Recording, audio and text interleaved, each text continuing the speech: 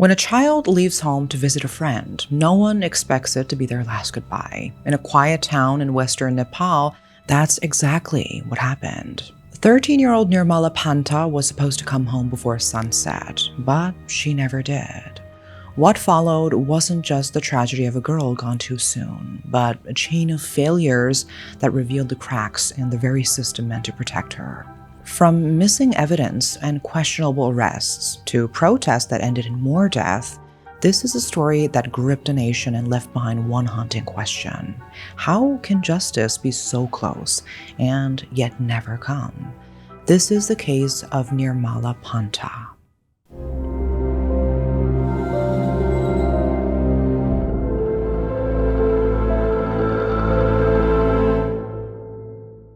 Her name was Nirmala Panta. She was just 13 years old. On the morning of July 27, 2018, in a quiet sugarcane field near Bhimtatangar in Kanchampur, Nepal, a farmer found the body of a young girl. She had no clothes on. Her body was bruised, battered.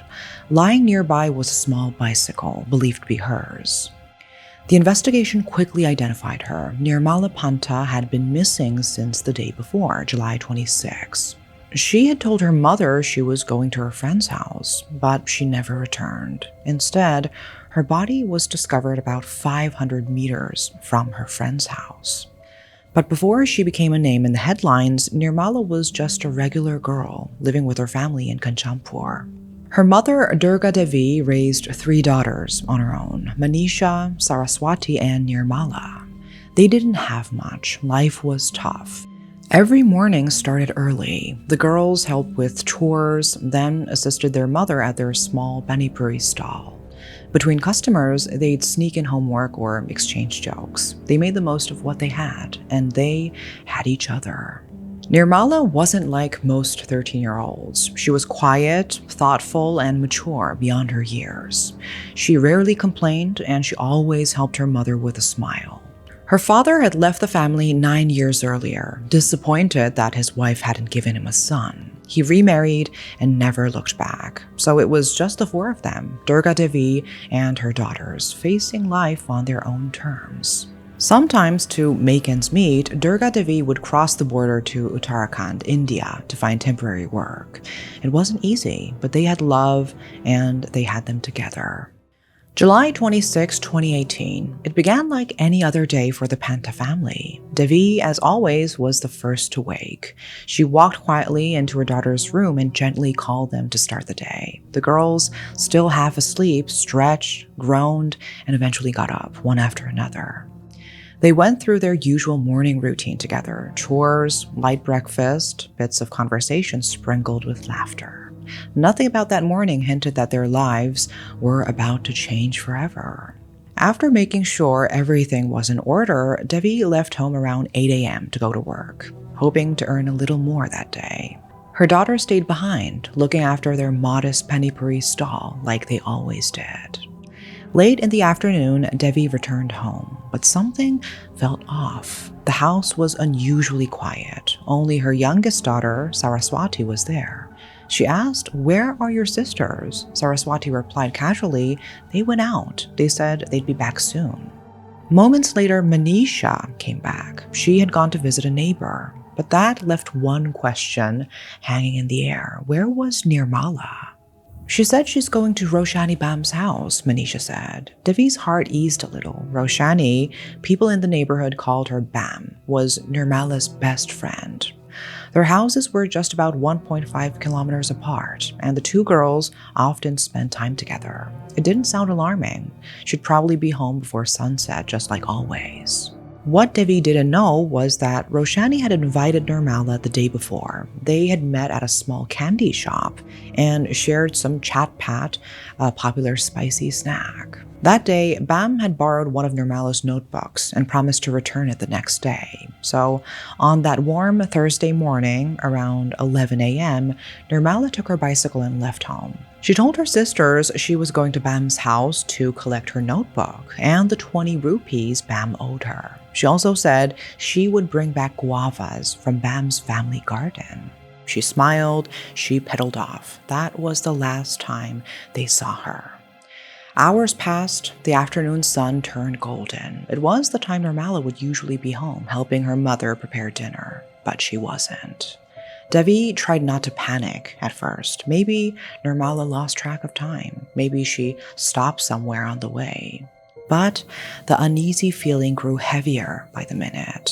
Unable to wait any longer, Devi made her way to Bam's house herself. Roshani was there, but the moment she heard the words, her heart sank. She left around 2 p.m., Roshani said.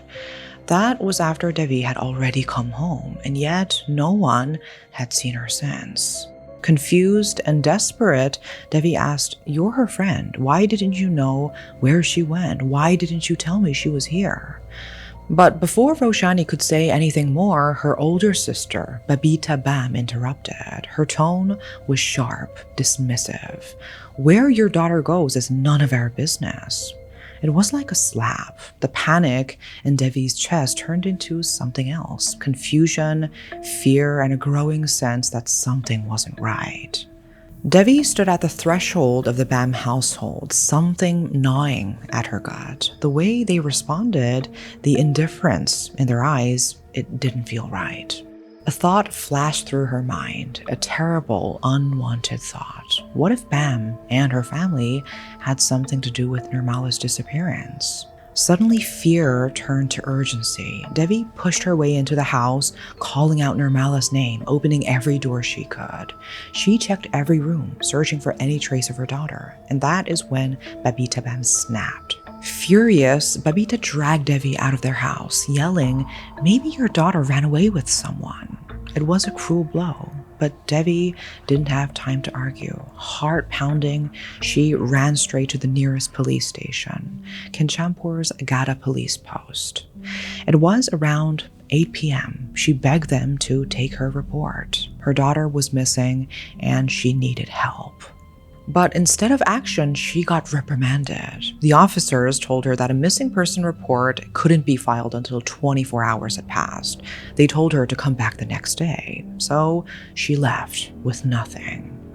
Outside, she turned to her neighbors, desperate for support. Word spread quickly, and within the hour, 6 or 7 locals joined her. They combed the nearby fields and alleyways with flashlights and sticks in hand, searching late into the night. But there was no sign of Nirmala. Meanwhile, Devi returned to the station and sat there until 2 a.m., hoping someone would change their mind. No one did. By the next morning, July 27th, the news had spread through the entire village. More people joined the search, and with the police finally accepting the missing person report, officers were dispatched. Around 8:30 a.m., a man in his 40s, a worker employed at a police officer's house, spotted something by a riverbank near the edge of a farmland. It was a bicycle. It looked like Nirmala's. Next to it were several school notebooks scattered on the wet ground, but oddly, the notebooks themselves were clean and dry, untouched by the rain that had soaked everything else overnight. Something wasn't right. Then, about an hour later, a man named Deepak Negi made the discovery no one wanted. He found a body in a sugarcane field, close to where the bicycle was found, near the border of wards 2 and 18. Her body showed clear signs of violence. By the time police arrived, it was already too late. The news had spread like wildfire. Hundreds of locals had rushed to the scene. Photos were taken. Images were shared online. The crime scene was compromised long before the first officer stepped in. Preliminary findings confirmed the worst. Nirmala had been raped. DNA evidence belonging to someone else was found on her body. She had been physically assaulted and strangled to death. But even with this evidence, the family was given no answers, no updates, and no urgency. 4 days later, a team from the Criminal Investigation Bureau finally arrived in Kanchampur. They were led by Deputy Superintendent of Police Angur GC, but by then it already felt too late. The local police's handling of the case had raised serious questions. When Nurmala's body was found, it took them over 30 minutes to arrive, even though they were just minutes away. The crime scene was never sealed. Crucial evidence was exposed, trampled, touched. One video, widely circulated, showed a female constable washing Nurmala's blood-soaked clothes, something many believe was an attempt to destroy evidence. And instead of deploying officers to investigate suspects, it was reported that more officers were sent to guard Bam's family. On July 29th, 2 days after Nurmala's body was found, her remains were taken to Mahakali Zonal Hospital. Authorities handed the body back to her family, but they refused to receive it, not until the killer was arrested. Still under pressure, the district administration office forced the issue. They convinced Nirmala's estranged father, Yagya Raj, to proceed with the cremation, despite protests from the community and even from Nirmala's mother. When persuasion didn't work, SP Dilraj Bista allegedly used another tactic. He asked Nirmala's maternal uncle to pressure Yagya Raj into compliance. Officers were even ordered to use force against peaceful demonstrators gathered at the cremation site. That day, Nurmala was laid to rest, but justice was not. Then, on August 20th, the police called a sudden press conference. They announced that they had arrested a suspect, 41-year-old Dilip Singh Bista. According to authorities, Bista had confessed, but almost immediately the public began to question the announcement. Locals knew Dilip. He was mentally challenged. Many believed he wasn't even capable of orchestrating such a brutal crime. The arrest felt rushed, and more than anything, it felt like a cover-up. Rumors spread quickly. Was this just a scapegoat? Was someone being protected? As doubt turned into anger, crowds gathered in protests. People called out SP Dilraj Bista, the senior officer leading the investigation, accusing him of trying to shield the real perpetrator. And then came the confirmation. Dilip Singh Bista's DNA did not match the one found on Nirmala's body, so he was released. Demonstrators flooded the streets of Bhimtatanagar demanding answers. They wanted real action, not press conferences, not scapegoats. But police opened fire on the crowd, and at least 10 people were injured. The very next day, August 24th, another protest broke out. Once again, police responded with bullets. And this time, 14-year-old Sani Kuna from Bhimtata municipality was shot. He had joined the protest outside the district administration office. He never made it home. His death changed the mood entirely. Sani wasn't just another protester. He was a child. Public anger erupted. People began to say out loud what many had suspected for weeks. Maybe the reason the police was stalling was because they knew who was behind it. Maybe they were protecting someone close to them. The crowd turned on the Bhimtatanagar mayor, even attacking his home, accusing him of staying silent while a child was murdered. And another died protesting that injustice. Still, there was no arrest. So people started connecting the dots on their own. They turned their attention to where Nirmala had gone before she vanished, the Bam sisters' house. Locals said that Roshani Bam and her sister Babita lived there alone, while their parents stayed in Darchula, and there were rumors. Babita, they said, had a history of unstable relationships, even eloping twice with the same man. Others claimed that 2 men frequently visited the Bam house, and that's when public speculation started pointing to 2 so-called VIPs. One was said to be the son of a senior police officer, SP Dilraj Bista. The other, the nephew of the local mayor. And oddly enough, both of them were seen going in and out of the Bam sisters' house, the same house Nirmala had visited before she disappeared. The more people talked, the more it seemed like that house held secrets. And then there was the guava. Before leaving home, Nirmala had told her sister she'd bring back guavas from the Bam's garden. When Devi asked the sisters where Nirmala had gone, they also claimed she left with some guavas. But when police searched the house, they found no guava trees, no garden, nothing. Also during the investigation, versions of their story began to change. In some retellings, Nirmala never showed up at all. In others, she left much earlier than first claimed. These contradictions quickly raised red flags, especially when her body was discovered so close to their house. The public began to ask, why weren't these girls investigated more seriously? Pressed by public demand, the police finally took action. On August 23rd, the Bam sisters were arrested. Their parents were called back to Kanchampur for protection. It was said that Babita and her family had close ties with SB Bista. Some even said they were family friends, and that only deepened suspicions. The police consulted the district attorney's office, and the Bams were released. They later appeared in a press conference, denying all involvement. They said they were being unfairly targeted, that they were young girls who had lost a friend, not suspects in a murder case. But to many watching, that didn't sit right. Then on September 17th, Nepal's Prime Minister KP Sharma Oli made a public statement. He admitted what many already believed, that the local police had made major errors, if not outright derailed the investigation. They had gone in circles, he said, while a family was left waiting. 9 police officers were interrogated regarding their roles in the investigation. Then came a new update. The Nepal police spokesperson confirmed that DNA samples had been collected from SP Bista, his son, and the mayor's nephew.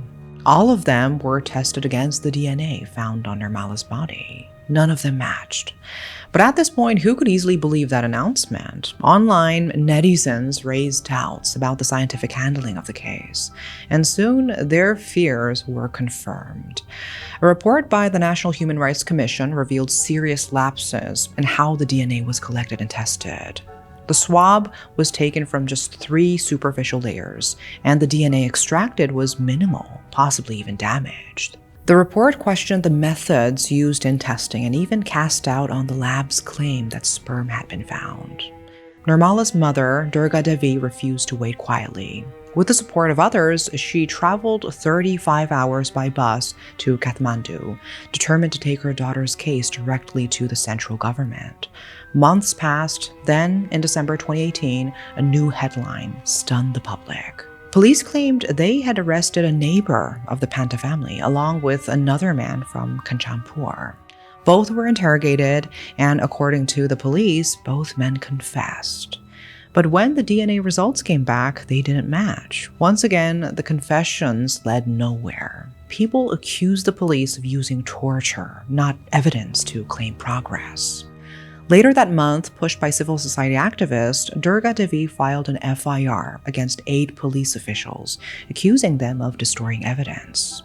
March 2019, the office of the district attorney filed a case against the officers involved, specifically for torturing Dilip Singh Bista, the first falsely accused man, and for tampering with evidence. Although Durga Devi eventually withdrew the FIR, 6 of the 8 officers were taken into custody. SP Dilip Raj Bista surrendered and was released on bail, 1.5 million rupees. DSP Angorji C2 turned himself in and received bail set at 900,000 rupees.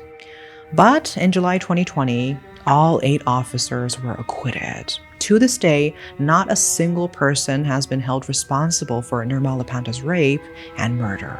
Multiple people confessed, none were a DNA match. One by one, each suspect was released, and the case slowly faded into silence.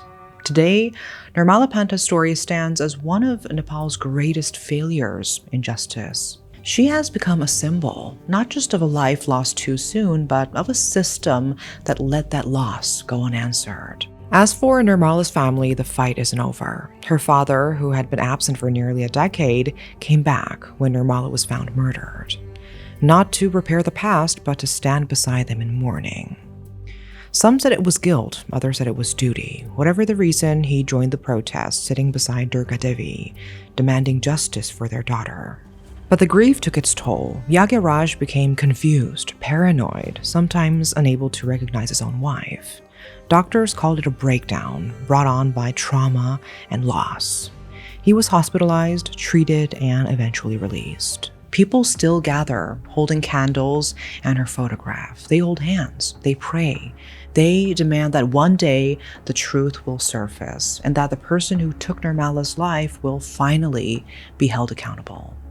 So, what do you think really happened? Do you believe the truth is still out there? Do you have a theory about who the real perpetrator was? Let me know in the comments. And until next time, stay safe, stay aware, and keep seeking the truth. That is all for today. Thanks for watching.